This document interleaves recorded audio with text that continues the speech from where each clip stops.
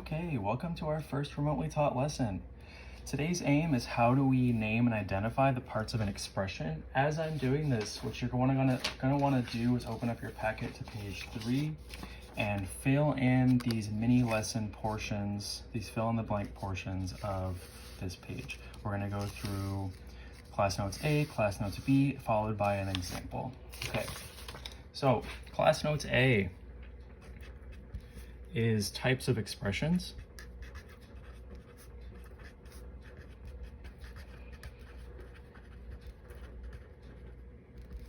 So we have 4 different types. The first is a monomial.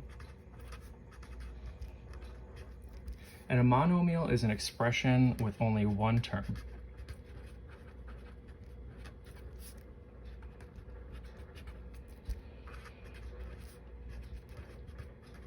An example of a monomial would be something like 3x to the 4th. That is just one term, they're all multiplied together. The second type is a binomial. Now if a monomial had the word mono in it, now we have bi. So a binomial is an expression with 2 terms.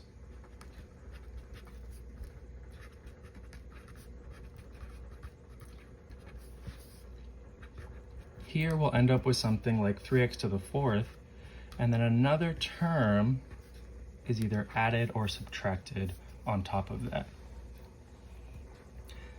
So we can keep going. If bi is 2, then tri must be 3. So with a trinomial, I have an expression that has 3 terms. And we can keep building up our expression by adding more terms with plus or minus signs. So here I have 3x to the 4th plus 2x minus 5, and that would be a trinomial because I have 3 things separated by plus or minus signs. Then there's a kind of umbrella term that we call a polynomial. A polynomial is any expression with more than one term.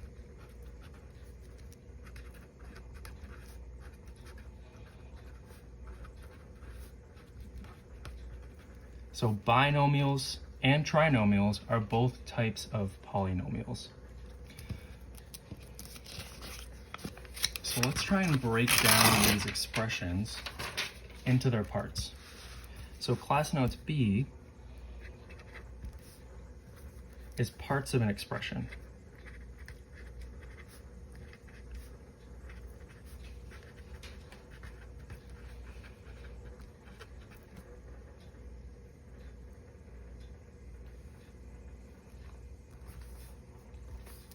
So the first part of an expression is a term. And a term is what we just talked about, which are separated by addition or subtraction.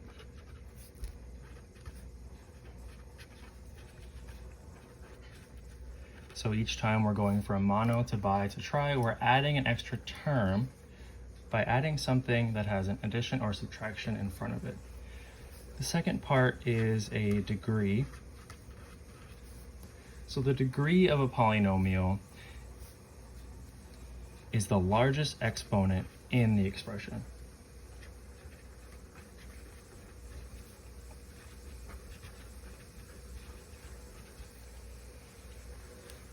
We can also define something called the leading coefficient.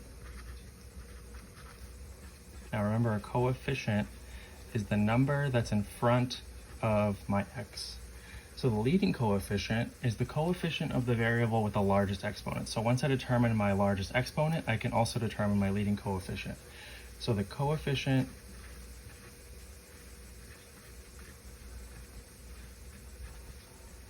of the variable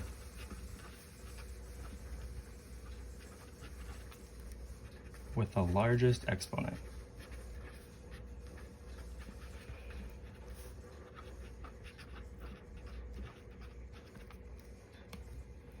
And then the last thing we can define is a constant. In terms of a polynomial, the constant is the term that has no variable.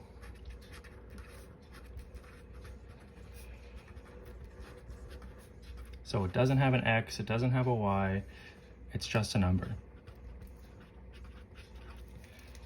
Let's try and identify the parts of a polynomial. So if I have a polynomial, 6x squared minus 3 plus 10x to the 5th minus 4x cubed. The first thing I want to do is determine what all of my terms are. So everything that is separated by a plus or a minus is a term. So right here I have my first term, then I have this term, and then I have this term, and then I have this final term.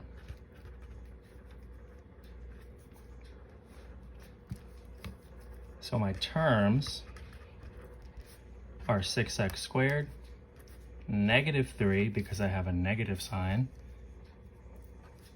10x to the 5th, and a negative 4x cubed.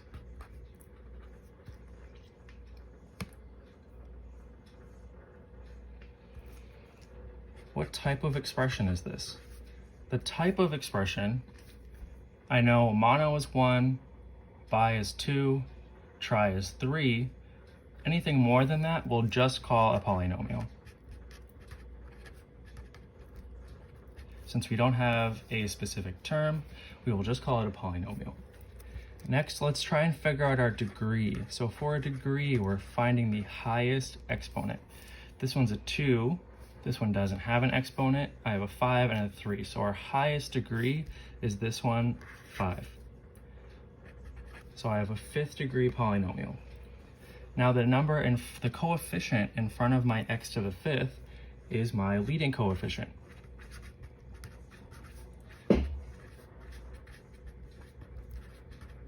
So my leading coefficient here would be 10 because I have 10 times x to the 5th. And then the last thing we want to identify is our constant. So the constant is the number without an x. So if I look back up at my polynomial, the only number that does not have an x with it is my negative 3. And then we're done.